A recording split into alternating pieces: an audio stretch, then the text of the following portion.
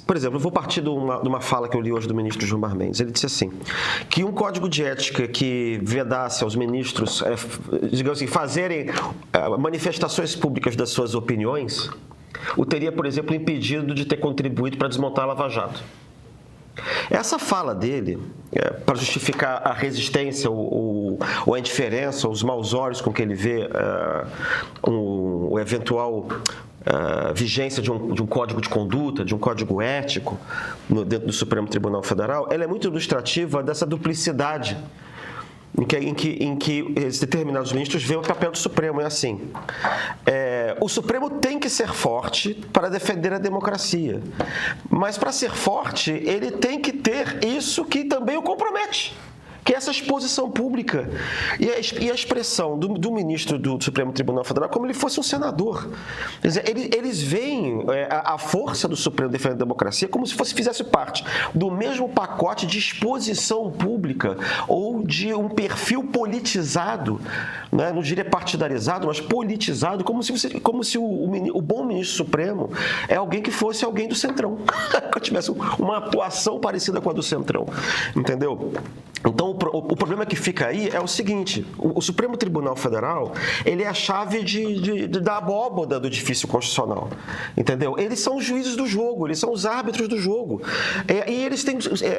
a gente pode dizer o seguinte, de 30 em 30 anos, quase, a gente tem uma crise de representação no Brasil, de legitimidade do sistema político. Em todas as vezes, essa crise terminou com um golpe de Estado e você tem uma ditadura ou a inauguração de um novo regime, com uma nova Constituição. Era para ter acontecido isso com Bolsonaro.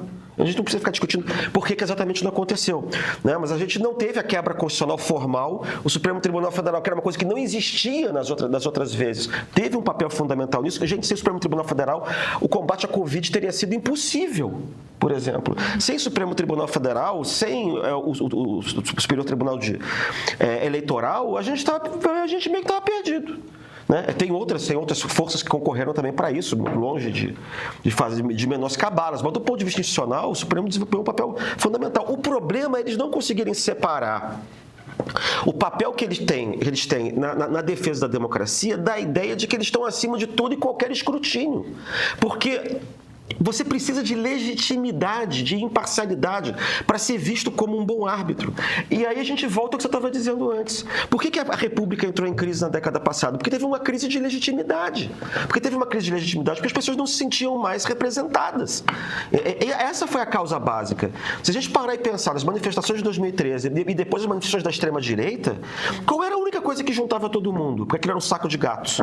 Era a ideia de que, fora todos, que ninguém me representava. Então, de alguma maneira, por incrível que pareça, a eleição de 2018, botando a extrema-direita para dentro do governo, resolveu, em parte, o problema da representação política. Porque esse pessoal se sentia fora do sistema, então eles entraram no sistema, né? Então, assim, isso é uma coisa legítima, desde que não queira um golpe de Estado. Tá? Então, você tem a entrada da extrema-direita, né, isso não é uma coisa tão paradoxal assim, ela ajudou a legitimar o sistema. O problema é o qual? O problema é que se o Supremo Tribunal Federal não garante a sua própria legitimidade, se você tem a impressão de que ele está se metendo sempre em política, se você tem uma força golpista dentro do parlamento, que fica o tempo inteiro metendo pau no Supremo Tribunal Federal porque ele quer destruir a Constituição, e o próprio Supremo Tribunal Federal fica dando arma para a extrema-direita, para ter quem o combata pelos maus motivos, você vai renovando o quê? Você vai renovando a ideia de que o sistema é podre. O meu discurso aqui é meio assim, Supremo, me ajude a salvá-lo. Assim. O nosso discurso é esse, entendeu? Eu concordo inteiramente com você. Senão você vai renovar a ideia de que o sistema é podre e ano que vem vai ter outro candidato antissistema. Vai ter outro candidato populista, outro candidato que vai outro Bolsonaro, entendeu? Essa aqui é a desgraça que esses ministros não conseguem entender. Deixa eu responder aqui o Cândido Moura, porque ele está fazendo um questionamento a tudo que eu falei, que outras pessoas fizeram também. Pedro, as sentenças do Moro foram todas confirmadas em segunda e terceira instância. Deixa eu te explicar o que aconteceu para a anulação da sentença do presidente Lula. O que aconteceu foi muito simples. Existe um conceito dentro da justiça que é o conceito de juiz natural. Ou seja, você vai ser julgado não por qualquer juiz que queira te julgar no país, mas o juiz que está no comando de uma corte na jurisdição em que o crime foi cometido. O natural para um crime qualquer cometido pelo presidente Lula, como presidente da República, quando ele já estava fora do mandato, é na primeira instância do Distrito Federal. Por que que um juiz da primeira instância em Curitiba puxou esse caso? Porque o argumento que o juiz Sérgio Moro, na época, ele foi ser ministro depois, o argumento que o juiz Sérgio Moro apresentou foi o seguinte: não. É que eu estou julgando aqui um caso que começou aqui no Paraná e que tem a ver com desvios de dinheiro que saem da Petrobras e vão desembocar em várias ações. E a compra de um triplex de presente no Guarujá e de um sítio em Atibaia, ambos de presente para o presidente Lula, estão relacionados com esses desvios de dinheiro. Então, a partir daí, nas três instâncias, no juizado em Curitiba, na segunda instância, que é o TJ em Porto Alegre, acho que chegou no STJ também, eu não tenho certeza.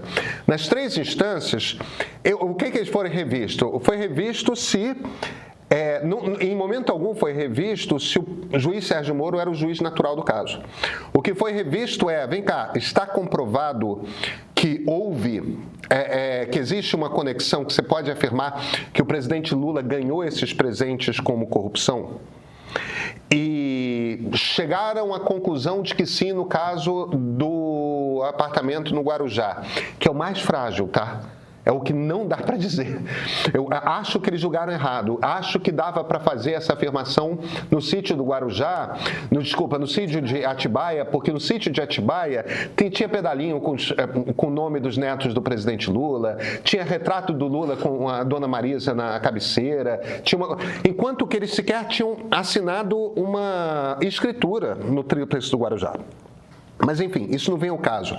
O problema é o seguinte: quando bate no Supremo Tribunal Federal, o que o ministro Fachin olha e fala é o seguinte: vem cá, como é que você... Não existe prova que liga que dinheiro saiu. Já era difícil você dizer que aquilo tinha sido de fato um presente para o presidente Lula, aqueles 2 imóveis. Já tinha que dar uma esticada ali de compreensão, porque não tem um papel ligando o outro para provar causa e consequência, tá? Agora, além de não ter esse papel, eu acho que ele ganhou de presente os 2 imóveis, tá? Eu sou absolutamente convencido disso. Mas as provas não fazem essa coisa linearzinha, bonitinha, não. Você tem que ter uma certa interpretação benevolente dos fatos. Mas tudo bem, jogo jogado, os juízes podem fazer essa interpretação. O problema é o seguinte: não existe nenhum traço de prova relacionando o dinheiro que sai da Petrobras com esses presentes. Ou seja, o que você teria é as evidências razoáveis de que houve presentes de empreiteiras para o presidente Lula, mas nenhuma relação entre aquilo e os desvios da Petrobras. E a partir do momento que não tem relação com os desvios da Petrobras, o juiz Sérgio Moro não tinha que estar olhando aquilo. Era um juiz, na primeira instância, em Brasília, que tinha que estar olhando aquilo. Quer dizer, o problema ali, e é por isso que eu digo que é um erro, e aí me corrigiram e falaram, não foi só erro, foi ação política. E eu concordo, foi. O Moro queria botar na cadeia o Lula, então inventou uma relação entre os desvios da Lava Jato da Petrobras com os presentes que o presidente Lula ganhou. E essa relação simplesmente não está nos autos. Não existe. Não está lá. Então, você não vai encontrar um advogado que sustente que a anulação do processo pelo ministro Fachin esteja errada. Porque o juiz Sérgio Moro não era o juiz natural do caso. Ele não tinha que estar julgando aquilo. É por isso que o processo foi anulado. Não é que não tivesse provas de que o presidente tivesse ganhado presente. Não é isso. Não é isso que o ministro Fachin diz. O problema é que o Sérgio Moro não era o juiz daquela jurisdição. Unidade processual por incompetência do juízo de Curitiba, para usar a expressão técnica, entendeu? Ele não entrou no mérito. O Fachin. O Cândido Moura, eu vi a dona Marisa comprar um apartamento no Guarujá. Bem, bicho, olha, tem gente precisando de uma testemunha como você. Por favor, apresente-se a um juiz. Aliás, se você bater agora numa porta de qualquer representação do Partido Liberal aqui no Brasil, do PL, do ex-presidente Bolsonaro, eu tenho certeza que te servem um cafezinho na hora para anotar todas as provas que você tem, já que você viu. Vamos lá, porque não está lá. Deixa eu trazer uma outra coisa para o nosso... Desculpa, é que eu li esse processo, sabe? Não, tudo bem. Não está lá. Olha, eu conheço um bando de advogado que adoraria, advogados liberais que adorariam ver o Lula em cana, adorariam. Aí leem o raio do processo e dizem, não está aqui. Não está aqui, não tem as provas. São nomes assim, tipo, que se você ouve... Não adianta forçar essa barra. Desculpa, Luísa. Imagina. Estão reclamando aqui que eu estou interrompendo você demais hoje. Não, você não, é que o pessoal aqui no chat está falando da apuração também da Daniela Lima, do UOL, em relação a essas reuniões do Moraes com o Galípolo. E o que ela apurou é que realmente o Master foi um dos assuntos que essas conversas, né, porque não foram encontros, foram 3 conversas por telefone e um encontro presencial, de acordo com o que a Malu diz. E a Daniela fala na coluna dela das conversas entre o ministro Alexandre de Moraes e o presidente do Banco Central, que tinham como tema central a aplicação da lei Magnitsky sobre o Moraes, a esposa dele, né, a Viviane Barsi, e também os negócios da família, o impacto da sanção sobre os bancos que prestavam algum tipo de serviço, mas que, nesse contexto, o caso do Banco Master, segundo fontes, a par da situação, foi mencionado, essa discussão que foi trazida pela Malu Gaspar. Mas o que essas fontes disseram para o UOL é que elas minimizaram, né, o teor desse diálogo sobre o Master, o tempo dedicado a esse assunto nessas conversas, e dizer que houve algum tipo de pressão ou gestão na direção do dono do Master, Daniel Vorcaro, por parte do Moraes com o Galípolo, seria leviano, segundo esses interlocutores que a Daniela ouviu. Agora, também é o dia seguinte a um furo em que essas fontes disseram... a gente não sabe se foram as mesmas fontes, né? Mas outros interlocutores disseram para Malu Gaspar que essa conversa realmente aconteceu. Essas fontes ouvidas pela Daniela não negam, elas só não dizem que foi a maior parte do encontro dedicada àquilo. Agora, nem poderia ser, né? Não poderia marcar um encontro para falar do Banco Master. Tá um pouco o que eu estava falando, mas o problema é a mulher dele tem um contrato para fazer lobby. Esse é o problema. Entendeu? Então, só de você... Porque o problema é o seguinte, você vive da sua credibilidade. Se a gente já está discutindo esse negócio aqui, é porque já tem alguma coisa errada. Uhum. Entendeu? Quando eu estou falando errado, não é que aconteceu, que foi isso, que teve... Assim, mas não era para a gente estar discutindo aqui esse tipo de coisa. A respeito de um ministro do Supremo Tribunal Federal, entendeu? Não era para a gente estar discutindo se fez isso, fez aquilo, se pode ou se não pode fazer lobby. O Supremo nunca poderia ter dito que os familiares podem ter escritório de advocacia dentro do tribunal, entendeu? Porque não é que nem... Porque eles não vivem simplesmente da legalidade, eles vivem da legitimidade, eles vivem da ideia de que eles são absolutamente imparciais a respeito de tudo que eles fazem.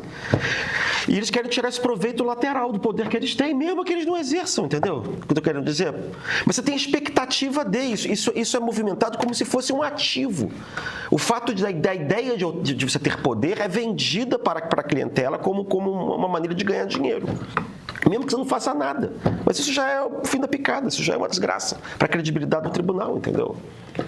No fim das contas, a gente precisa de um choque de republicanismo. E essas coisas não são misteriosas. Todo mundo sabe como é que você conduz uma república.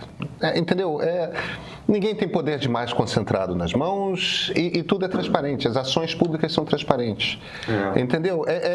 Então, eu quero saber... É aquela coisa do ministro Flávio Dino. Eu quero saber quanto que um deputado pediu para a sua cidade. Um deputado pode pedir dinheiro para a sua cidade. É claro que ele pode. É uma das funções previstas legalmente. Eu quero saber quanto que foi, para que foi, quem que carimbou esse dinheiro, quem que assinou o cheque. Eu quero entrar na internet, olhar para um site e eu consigo pegar cada dinheiro. É bom para os parlamentares. É bom para os parlamentares. Sabendo para onde eu sou o parlamentar que trouxe mais dinheiro para dentro do Centro-Oeste.